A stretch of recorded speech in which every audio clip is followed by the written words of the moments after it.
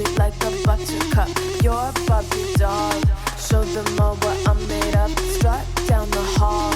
Won't stop till I get enough. All right, so you sent over some articles, and let's just say they're raising some eyebrows. Yeah, definitely. It seems like President Trump decided to kick off his new term with a bold move, to say the least, renaming the Gulf of Mexico. Wow. And the new name he has in mind, the Gulf of America. It's certainly a classic Trump move, I'd say. Oh, yeah. You know, he loves these big attention-grabbing gestures, and this one really fits in with his whole America First agenda. Yeah, it's not just the Gulf either. He's also talking about Greenland and the Panama Canal. It's like he's playing a game of global monopoly or something, trying to just like snatch up all the prime properties. Yeah. But let's focus on the Gulf for now. What is his reasoning behind wanting to change the name? Well, from what I've gathered from these articles, Trump is arguing that the Gulf of Mexico is basically an American lake. He points to the fact that the U.S. coastline basically dominates the Gulf, and he says the U.S. has really significant economic and strategic interests in the region. And he's not just talking about it, is he? I mean, Marjorie Taylor Greene is apparently ready to introduce legislation to make this happen. Oh, wow. So it seems like he's serious about pushing this through. It certainly appears that way.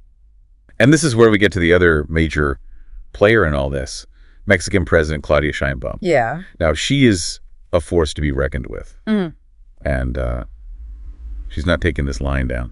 I'm really intrigued by her response. I mean, instead of just outright rejecting the idea, she's chosen a more, I guess you could say, playful approach. She's suggesting that based on some historical document, we should actually rename all of North America Mexican America. Interesting. Yeah. It's a pretty brilliant move, actually. Yeah. By mirroring Trump's audacity, but with a little historical context, you know? She's really cleverly deflecting this power play. And that quote from her standing in front of a 17th century map, no less, that sounds nice, no? Yeah. The way she delivers that line is just masterful. It's dripping with sarcasm. She's not getting into a shouting match. She's using wit and a little bit of historical shade to kind of undermine his whole position. Yeah. It makes you wonder if she's found the secret to handling Trump. Don't take the bait. Just outmaneuver him on the rhetorical chessboard. That's a good point. It's a fascinating contrast to the previous Mexican president, who had a much more cooperative approach. Sheinbaum seems to be signaling a potential shift in how Mexico wants to relate to the U.S., and it's definitely caught everyone's attention. I'm curious what the experts are saying about Sheinbaum's move. Is it just a clever quip, or is there a deeper strategy at play here? Well, they're seeing it as a very calculated tactic. Yeah. She's projecting strength and confidence, but she's also appealing to a wider audience. And by using humor, she's able to make her point without seeming overly aggressive. Which is especially important when you're dealing with someone as volatile as Trump. A direct confrontation might just escalate things, but a well-placed joke can be surprisingly disarming. Exactly. And it seems to be working. It's put Trump on the defensive, forcing him to respond to her terms instead of just dictating the whole conversation like he usually does. Yeah, this is shaping up to be a fascinating case study in diplomatic strategy. So we've got the U.S. asserting dominance Mexico using humor and history as a countermove. But what about Canada? They must have something to say about all this. Oh, absolutely. They're not just sitting on the sidelines. Yeah. Remember, Trump has also floated the idea of annexing Canada, and he's been making all these threats about tariffs. So how are they responding? With their own blend of humor and defiance, Ontario Premier Doug Ford has countered Trump's annexation talk with a proposal of his own. He suggested that Canada should buy Alaska from the U.S. And just to sweeten the deal, he said they'd throw in Minnesota, too. It's like a geopolitical game of who can top this. Exactly. It's another example of a leader using humor to deflect and disarm Trump's aggression while subtly reminding him that they're not going to be bullied. It's really quite amazing how these leaders are using humor as a diplomatic tool.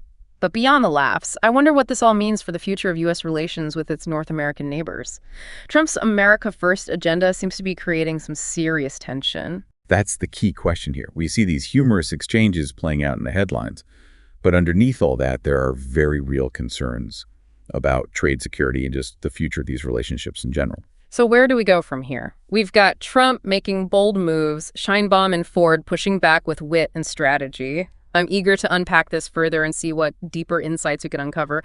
We just saw how Claudia Sheinbaum and Doug Ford, used humor to kind of deflect Trump's pretty provocative proposals. But all jokes aside, I'm really interested in how Sheinbaum is approaching this whole thing with Trump, especially compared to her predecessor. Yeah, it's a pretty big contrast. You know, her predecessor was much more cooperative. Yeah. But Sheinbaum seems like she's ready and willing to challenge Trump head on. but she's doing it very strategically. What do you think is behind this shift? Is it just a difference in personalities, or is there like a calculated change in Mexico's foreign policy going on? It's probably a bit of both. Yeah. I mean, her background as a scientist might have something to do with it, you know? Maybe it's influencing her to be more analytical and data-driven in her approach to diplomacy. She's not just reacting emotionally. She's really thinking things through and making calculated moves. So she's not just like throwing out witty comebacks just for the fun of it. There's an actual strategy behind it all. Exactly. And we can see this in how she's handling specific issues like tariffs and immigration. Remember, she's been really firm on retaliating against any tariffs that Trump might impose. She's basically letting him know that she's not afraid to use Mexico's economic leverage. Right. But then at the same time, she's been more flexible on immigration. She even agreed to accept deportees under certain conditions. Well, yeah. It's almost as if she's picking her battles, prioritizing economic stability, but also recognizing that immigration is really complex. Yeah, that's a great point. She's not just being antagonistic across the board. It's like she's choosing her spots, you know, where to stand firm and where to compromise. And she's always keeping Mexico's best interests in mind. It's almost like she's playing 4D chess with Trump, anticipating his moves and planning several steps ahead. Yeah, exactly. And that's what's so interesting about her approach. She's not letting Trump set the terms. She's setting her own agenda and forcing him to react to her moves, which I'm sure is not something he's used to. It makes you wonder what Trump is thinking right now. I mean, he's known for his strong-arm tactics, but they don't seem to be working on Sheinbaum. It's definitely a fascinating dynamic. Trump is used to getting his way. And here's Sheinbaum calmly and strategically outmaneuvering him with a combination of wit and firmness. It's pretty remarkable. It's almost as if she's figured out that the best way to handle Trump is to stay calm and collected. Don't let him get to you. Any kind of emotional outburst would just play right into his hands. Exactly. She's not taking the bait. And it seems to be throwing him off balance. Yeah. Shows you the challenges of dealing with someone like Trump. His unpredictability and his constant need for attention make it really hard to know how he's going to react. It's a high-stakes game of diplomatic poker.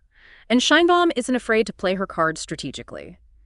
But this calculated approach isn't limited to Mexico, is it?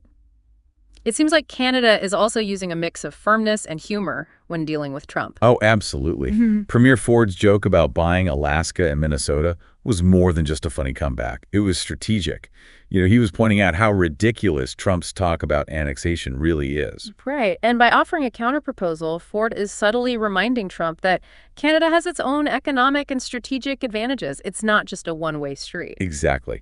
They're not backing down or letting themselves be intimidated. They're standing their ground, but they're doing it with a sense of humor, letting the U.S. know that they shouldn't be underestimated or pushed around. It's really interesting how both Mexico and Canada are choosing to engage with Trump. They're not avoiding confrontation, but they're doing it strategically, adding in some humor and wit to the conversation. It's definitely a shift in the diplomatic landscape. And it makes you wonder, is this approach specific to dealing with someone like Trump? Or is there a bigger trend of using humor as a diplomatic tool? That's a good question. I mean, traditionally, diplomacy has been seen as very serious and formal, but maybe a little humor can actually help to diffuse tense situations and make people pay attention. It's definitely a tactic worth considering. I mean, laughter is something that everyone understands. Right. It can break down barriers and build connections in ways that you wouldn't expect. It's almost as if humor is becoming a form of soft power. It's giving these leaders a way to challenge Trump's dominance and assert their own influence on the world stage without being overly aggressive. Yeah, and it seems to be working. People are drawn to leaders who can stand up to bullies with wit and intelligence instead of just resorting to aggression or empty threats. It's kind of refreshing to see this playful yet strategic approach to diplomacy, especially in a world that often feels so full of conflict and division. But humor aside, we can't forget the very real challenges facing U.S. relations with its North American neighbors. Absolutely. The laughter might be making the headlines, but beneath the surface, there are some serious concerns about trade immigration and what Trump's America First agenda really means in the long run. So while these witty exchanges are definitely entertaining, they also remind us that the stakes are high. The future of these relationships is really uncertain. I think it's time to move on now and take a closer look at the long-term implications of this whole geopolitical dance. Yeah. We've been talking a lot about the humor that Mexico and Canada have been using, in response to Trump's policies. But Jokes aside, this whole situation could have some pretty big consequences for the future of North America. Oh, definitely. I think what we're seeing is a real shift in the balance of power. The U.S. has always been the dominant force in the region. But now you have leaders like Sheinbaum and Ford who are much more assertive. And that's definitely changing things. Yeah, and it's not just talk either. I mean, Sheinbaum has taken a really tough stance on tariffs, and she seems willing to break with U.S. policy on immigration. So it's clear that she's ready to back up her words with action. Right. It seems like Mexico wants more autonomy. They want to make their own decisions instead of just following the U.S. And this could have a huge impact on everything from trade to security. It makes you wonder if this is just the beginning. Could we be headed towards a North America where the U.S. isn't the only one calling the shots? It's definitely a possibility. But the big question mark in all of this is still Trump. His unpredictability makes it almost impossible to know how he's going to react. True. He might dig in even deeper on his America First agenda. Maybe even start a trade war or cause more problems on the security front, or who knows, maybe he'll surprise us and take a more cooperative approach. Realize that compromise is necessary. Well, either way, the stakes are really high. The decisions that are made over the next few years are going to have a big impact on everyone in North America. And that brings us back to you, the listener. Why should you care about all of this political maneuvering? How does it affect your life? Well, the truth is that these kinds of geopolitical shifts have real consequences for all of us. Trade deals affect how much we pay for things. Immigration policies have an impact on families and communities. And security cooperation influences how safe and stable our lives are.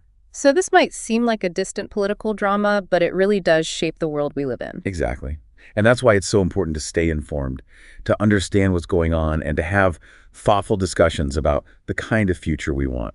So as we wrap up our deep dive into this complex situation, we're left with a lot of questions.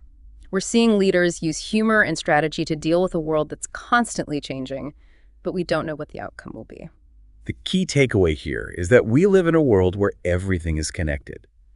The choices that leaders make, the policies they put in place, the relationships they build, all of these things have a ripple effect that touches every single one of us. And even though we can't predict the future, we can arm ourselves with knowledge and understanding. We can stay engaged and curious and keep exploring these issues together. Remember, the world isn't just something we watch from the sidelines. We all have a part to play in shaping the future. And that's it for our deep dive this week. Thanks for joining us. And be sure to tune in next time for another fascinating topic. Sound the alarm. I'm coming up. We'll have a ball. I'm sweet like a buttercup. You're a Barbie doll. Show them all what I'm made of. Strut down the hall. Won't stop till I get